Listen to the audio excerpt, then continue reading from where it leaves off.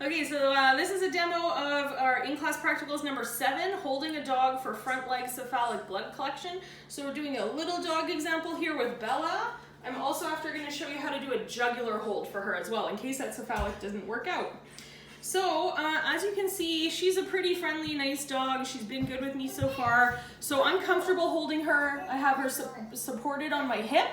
My arm here is supporting underneath her body, and I'm holding up through the front. If I was walking with her, walking through the clinic, I would have a hand on her, giving her like some ear scratches. So I have ready head control in case she tries to lunge or bite at me. I can quickly do this move, and I've got her locked in and she can't do anything, okay? But right now she's being nice and friendly and she's a good puppy, so I'm just holding her. So I'm going to set her on the table here. Whoever's pulling blood would be standing here at this side and would be able to see and access her for the blood pull. So remember, cephalic blood vein or blood vessel is in the front legs.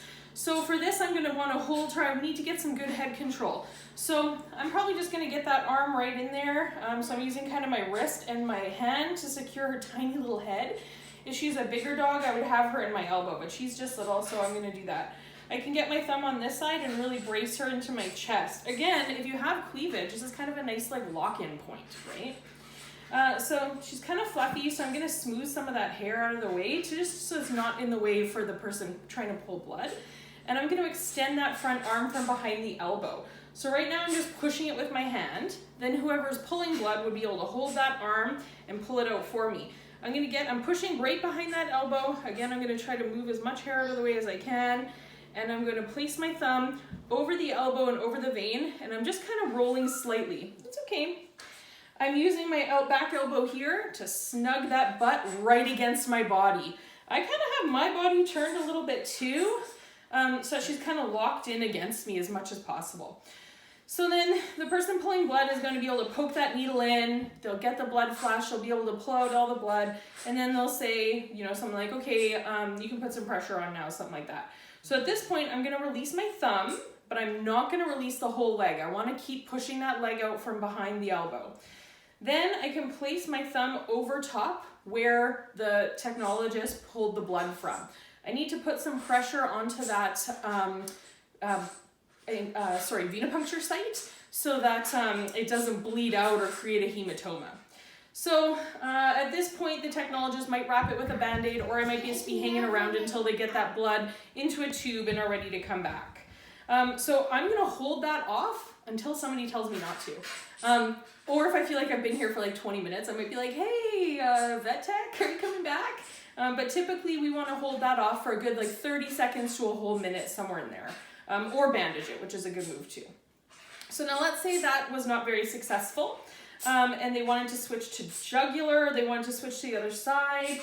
Well, let's say the other side. If they were switching to the other side for cephalic, with this little guy, I would probably, because I have a good hold on her, I would probably just do this. Or I could move to the other side of the table.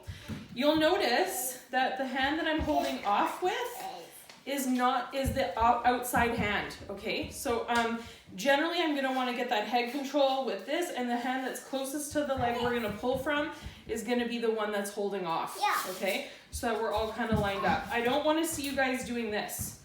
That doesn't make sense, right? You're gonna end up rolling that blood vein inward, but we want it to go lateral. So it just makes sense to do it with the same arm that's on the same side as the leg that you're gonna pull from, okay? So now let's say that this cephalic blood draw wasn't very successful. So now we want to try maybe doing a jugular. So jugular for these little guys is really easy to hold. Again, I just have them snugged up tight to my hip. I use that back elbow to keep her nice and close. And then I'm going to hold her head up like this. I could put my fingers on top or have them just underneath. Either way, I need to be aware I'm right around this mouth, right? So if she wanted to bite me, she really, really could. I'm like trying to force her to, and she's like, I don't want to. But she could, so I need to be aware. I don't want to have my fingers like this because that's really easy for her to just lean forward and give me a bite. So I want to be underneath and make sure I have that mouth held closed, or I can hold it closed with like 2 fingers like this. So either way, however you feel comfortable. I like to hold the ears and the collar out of the way for the person pulling blood. And then the person pulling blood is going to hold off here and feel the vein up here. and then they'll pull blood from there. And so while I'm holding like this, I'm gonna hold the pet nice and tight, and then they can get the blood. Once they pulled the blood, I'm gonna move my hand down. Their finger's gonna be like this. I'm gonna put it over their finger, and then I'll continue to hold off that area of the neck. For a small dog like this, I hold off with like 3 fingers, 2-3 fingers, depending on the size of the neck, because I want to spread out that pressure. I'm not like choking her, I'm trying to choke her right now, but she's not reacting. I'm not choking her. I don't want to cut off her airway, but I need to put some firm pressure to stop the bleeding from that blood pull. So I can hold that off again, 30 seconds to a minute until the other tech comes back. I'm trying to think if there's anything else about a blood draw. We don't have to worry about holding off while the vet tech is pulling the blood, because the vet tech does that. But for restraint, we need to be holding them up like this, and then we hold off after the blood's been pulled. Okay, what a good dog, Bella, you did great. So that's how we'd hold a little dog like this for a cephalic blood pull and a jugular blood pull. Thanks.